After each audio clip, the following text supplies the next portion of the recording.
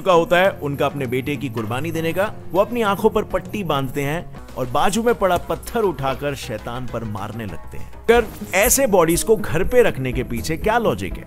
ਆਪਾਂ ਸਾਰਿਆਂ ਨੂੰ ਪਤਾ ਹੈ ਕਿ ਕਈ ਮੁਸਲਿਮਸ ਆ, ਕਈ ਜਾਂ ਮੋਸਟਲੀ ਸਾਰੇ ਉਹਨਾਂ ਨੇ ਆਪਣੀ ਲਾਈਫ ਦੇ ਵਿੱਚ ਇੱਕ ਵਾਰੀ ਹਜ ਉਹ ਕਰਨਾ ਹੁੰਦਾ, ਜਾਣਾ ਹੁੰਦਾ, ਠੀਕ ਹੈ। ਐਂਡ ਜਿਹੜਾ ਬੰਦਾ ਹਜ ਕਰਦਾ ਬੜੀ ਕਿਸਮਤ ਵਾਲਾ ਹੁੰਦਾ, ਬੜਾ ਵਧੀਆ ਉਹਨੂੰ ਮੰਨਿਆ ਜਾਂਦਾ। ਤੇ ਇੱਕ ਵੀਡੀਓ ਆ ਕਿ ਜਿਹੜੀ ਹਜ ਦੇ ਵਿੱਚ ਸ਼ੈਤਾਨ ਨੂੰ ਪੱਥਰ ਕਿਉਂ ਮਾਰਦੇ ਆ, ਇਹ ਅੱਜ ਆਪਾਂ ਵੀਡੀਓ ਦੇਖਣੀ ਆ ਤੁਹਾਡੇ ਨਾਲ। ਇੰਡੀਅਨ ਇੱਕ YouTube ਚੈਨਲ ਹੈ, ਉਹਦੇ ਤੋਂ ਵੀਡੀਓ ਹੈ।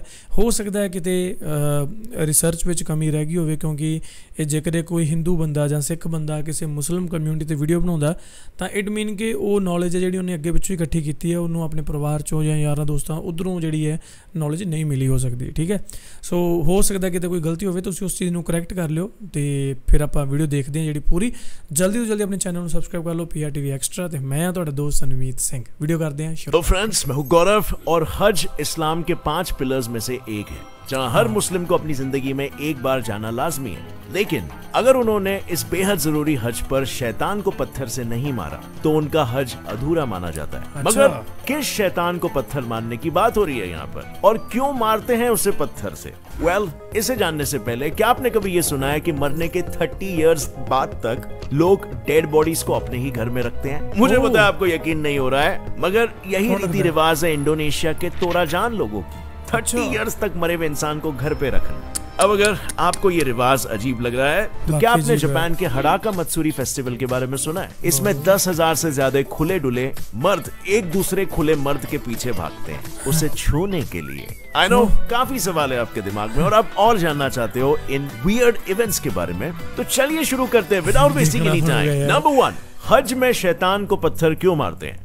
मक्का मदीना में हर साल 40 लाख से भी ज्यादा लोग हज पर जाते हैं, मगर ये बेहद जरूरी हज अधूरा कहलाता है अगर कोई वहां जाकर शैतान पर पत्थर नहीं मारे। हाँ, ये मैं सुनिया जरूर है बट मैनू कंफर्म नहीं गा कि क्यों करते हैं। ये शैतान आखिर कौन है? वेल, ये 3 पत्थर के खंबे।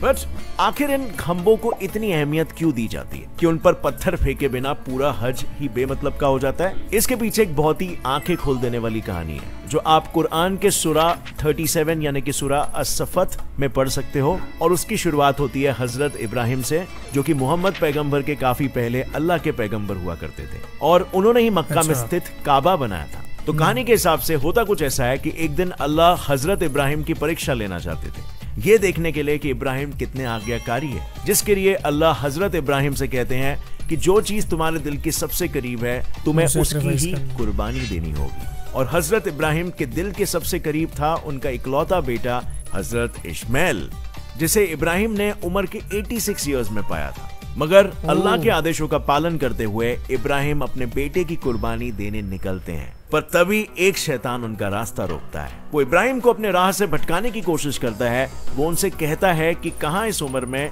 आप अपने बेटे को कुर्बान करने जा रहे हो? इसके जाने के बाद तुम्हारा ध्यान कौन देगा? शैतान की चिपड़ी चोपड़ी बातों से हजरत इब्राहिम के इरादे थोड़े बहुत डगमगाने भी लगते हैं, मगर वो अपने इरादों को और मजबूत करते हैं और बाजू में पड़ा पत्थर उठाकर शैतान पर मारने लगते हैं, जिसके कारण शैतान वहां से चले जाता है और इब्राहिम फिर से अपने रास्ते पर चलते हैं। अब समय आ चुका होता है उनका अपने बेटे की कुर्बानी देने का। वो अपनी आंखों पर पट्टी बांधते हैं और अपने बेटे की कुर्बानी दे देते हैं, मगर वो जैसे ही पट्टी निकालते तो उनकी आंखों के सामने होता एक चमत्कार। लेकिन वो चमत्कार जानने से पहले मैं आपसे पूछना चाहता हूँ एक सवाल। पहले तो आप जानती होंगे कि अभी T20 लीग का धमाका फिर से छा गया है। 1000 के डिपॉजिट बिल्कुल सुरक्षित होता है, और ऐसा इसीलिए होता है क्योंकि अल्लाह उन्हें परीक्षा में पास कर देते हैं और उनका बेटा जिंदा ही रहता है। और आज की तारीख में जहाँ हजरत इब्राहिम ने शैतान को पत्थर मारे थे, वहाँ 3 बड़े बड़े पत्थर के खंबे खड़े हो गए, जिनको जमराहे उक्वा,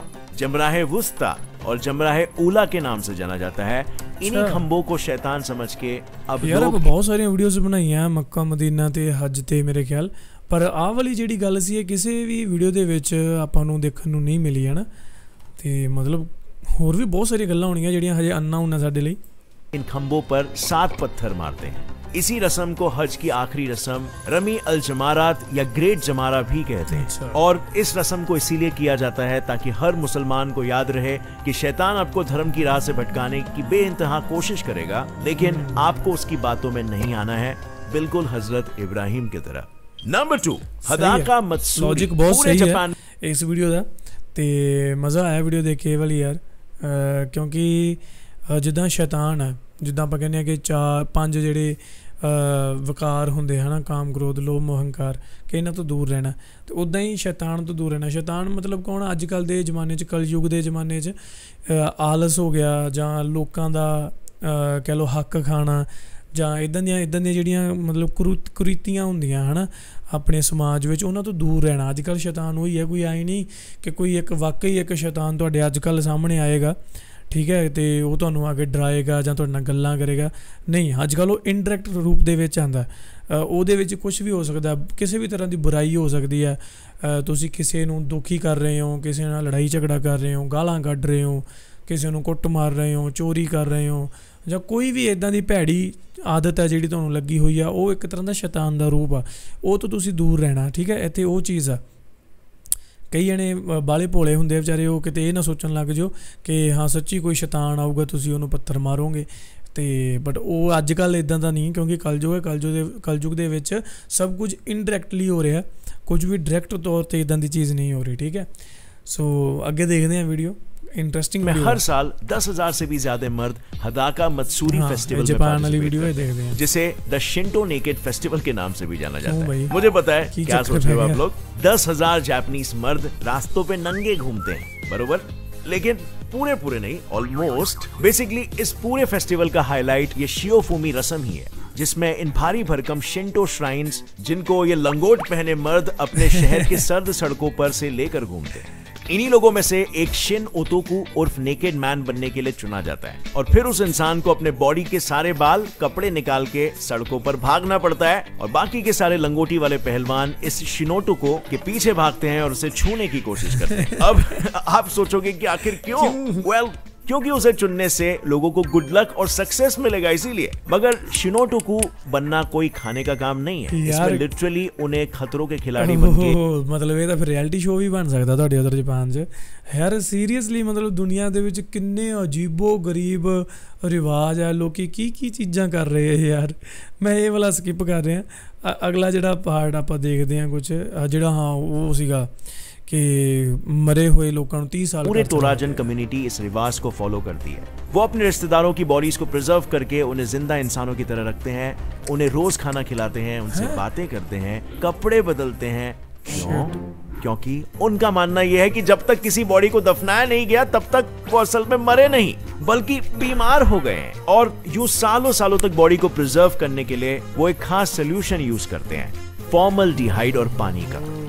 जिससे होता यह है कि फॉर्मल्डिहाइड केमिकल डेड बॉडीज के स्किन के टिश्यूज को मॉलिक्यूलर लेवल पर चेंज कर देता है, ताकि बैक्टीरिया उस पर फीड ही नहीं कर पाए, और इसी मटेरियल से बॉडी पे कोट किया जाता है। और इस सोल्यूशन और बॉडी की स्मेल को मास्क करने के लिए ये लोग बॉडी के आसपास सूखे हुए फूल पत्ती रख देते हैं। मगर ऐसे बॉडीज को घर पे रखने के पीछे क्या लॉजिक है? वेल, इसके पीछे 2 रीजंस है। पहला तो तोराजन लोगों का यह मानना है कि जब किसी की अचानक से मौत हो जाती है, तब उनके घर वालों को शोक मनाने के लिए ज्यादा वक्त नहीं मिलता, लेकिन बॉडी घर पे होने के कारण उन्हें ऐसा महसूस होता है कि भले कुछ और दिन सही, लेकिन वो इंसान अभी भी उनके साथ ही है। दूसरा रीजन ये है कि तोराजन कम्युनिटी में अंतिम संस्कार 3 दिन चलने वाला ग्रैंड प्रोग्राम होता है। उसमें लोगों के कास्ट के हिसाब से खर्चा 38 लाख रुपीस से लेकर 3.8 करोड़ तक भी हो सकता है।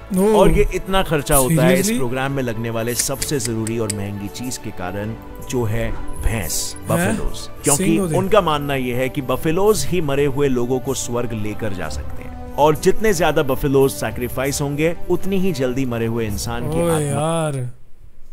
शिट यार, दुनिया च मतलब की कुछ पिया है।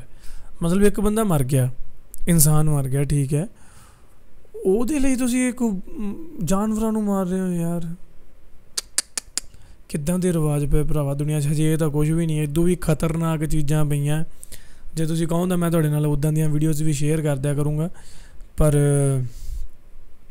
ਮਤਲਬ ਦੇਖ ਲਓ ਯਾਰ, ਸਭ ਦੇ ਆਪਣੇ ਆਪਣੇ ਰਿਵਾਜ ਆ, ਆਪਣੇ ਆਪਣੇ। ਐਂਡ ਜੇਕਰ ਇਹਨਾਂ ਦਾ ਰਿਵਾਜ ਆ ਤਾਂ ਉੱਥੋਂ ਦੀ ਗੌਰਮੈਂਟ, ਉੱਥੋਂ ਦੀ ਪੁਲਿਸ, ਉਹ ਵੀ ਇਹਨਾਂ ਨੂੰ ਕੋਈ ਰੋਕ ਟੋਕ ਨਹੀਂ ਕਰਦੀ ਹੋਣੀ। ਉਹ ਉੱਥੇ ਇਹ ਚੀਜ਼ ਲੀਗਲ ਹੋਏਗੀ। ਹੱਦ ਹੈ ਯਾਰ ਦੁਨੀਆ 'ਚ। ਮਤਲਬ ਸਾਰੇ ਜਾਣੇ ਆਪਦੇ ਅਕੋਰਡਿੰਗਲੀ ਚੀਜ਼ਾਂ ਨੂੰ ਸਹੀ ਗਲਤ ਬਣਾ ਲੈਂਦੇ ਆ। ਜੇਕਰ ਤੁਸੀਂ ਕਹੋ ਨਾ ਕਿ ਉਹ ਬੰਦਾ ਬੜਾ ਸਿਆਣਾ ਹੈ, ਉਹ ਬੰਦਾ ਉਸ ਧਰਮ 'ਚ ਜਾਂ ਉਸ ਕਮਿਊਨਿਟੀ 'ਚ ਜਾਂ ਉਸ ਇੱਕ ਪਾਰਟਿਕੂਲਰ ਹਿੱਸੇ 'ਚ ਇਦਾਂ ਹੋ ਰਿਹਾ ਤਾਂ ਉਹ ਜਿਹੜੇ ਉੱਥੋਂ ਦੇ ਲੋਕਾਂ ਦਾ ਮੰਨਣਾ ਹੈ। ਜਿੱਦਾਂ ਹੁਣ ਉਹ ਚੀਜ਼ ਹੈ ਲਾਈਕ ਜਿੱਦਾਂ ਮੈਂ ਇੱਥੇ ਖੜਾ, ਠੀਕ ਹੈ, ਤੁਸੀਂ ਉੱਥੇ ਖੜੇ ਹੋ, ਮੈਂ ਨੀਚੇ ਆਪਦੇ ਵਾਲੀ ਸਾਈਡ ਤੋਂ 6 ਲਿਖ ਦਿੰਦਾ ਤਾਂ ਮੈਨੂੰ ਉਹ 6 ਦਿਖ ਰਿਹਾ, ਤੁਸੀਂ ਆਪਣੀ ਸਾਈਡ ਤੋਂ ਦੇਖੋਗੇ ਤੁਹਾਨੂੰ ਉਹ 9 ਦਿਖ ਰਿਹਾ, ਠੀਕ ਹੈ। ਮਤਲਬ ਮੈਂ ਆਪਣੀ ਜਗ੍ਹਾ ਸਹੀ ਹਾਂ, ਤੁਸੀਂ ਆਪਣੀ ਜਗ੍ਹਾ ਸਹੀ ਹੋ। ਸੋ ਉਹ ਚੀਜ਼ ਹੈ। ਇੱਦਾਂ ਹੀ ਆਹ ਚੀਜ਼ ਹੈ ਕਿ ਬਹੁਤ ਕੁਝ ਚੱਲ ਰਿਹਾ ਦੁਨੀਆ 'ਚ, ਸਭ ਨੂੰ ਲੱਗਦਾ ਕਿ ਅਸੀਂ ਸਹੀ ਹਾਂ। ਚਲੋ ਦੁਨੀਆ ਦੇ ਰੰਗ ਮਿੱਤਰੋ ਵੀ ਅੱਜ ਹੋਰ ਤੇ ਕੱਲ੍ਹ ਨੂੰ ਹੋਰ, ਤੇ ਗੱਲ ਪਤਾ ਨਹੀਂ ਕੀ ਹੋਣਾ। ਇਸ ਲਈ ਜਲਦੀ ਤੋਂ ਜਲਦੀ ਆਪਣੇ ਚੈਨਲ ਨੂੰ ਸਬਸਕ੍ਰਾਈਬ ਕਰ ਦਿਓ ਹੋਰ ਇੱਦਾਂ ਦੀਆਂ ਵੀਡੀਓਜ਼ ਦੇਖਣ ਲਈ, ਐਂਟਰਟੇਨਿੰਗ ਘੈਂਟ ਨੌਲੇਜ ਨਾਲ ਭਰੀਆਂ ਹੋਈਆਂ ਤੇ ਵਧੀਆ ਮਜ਼ਾ ਆਇਆ। 3 ਫੈਕਟ ਸੀ, ਤਿੰਨੇ ਵਧੀਆ ਲੱਗੇ। ਤੁਹਾਨੂੰ ਕਿੱਦਾਂ ਲੱਗੇ ਨੀਚੇ ਕਮੈਂਟ ਕਰਕੇ ਮੈਨੂੰ ਜ਼ਰੂਰ ਦੱਸਿਓ। ਮਿਲਦੇ ਹਾਂ ਕਿਸੇ ਹੋਰ ਵੀਡੀਓ 'ਚ। ਸਤਿ ਸ਼੍ਰੀ ਅਕਾਲ।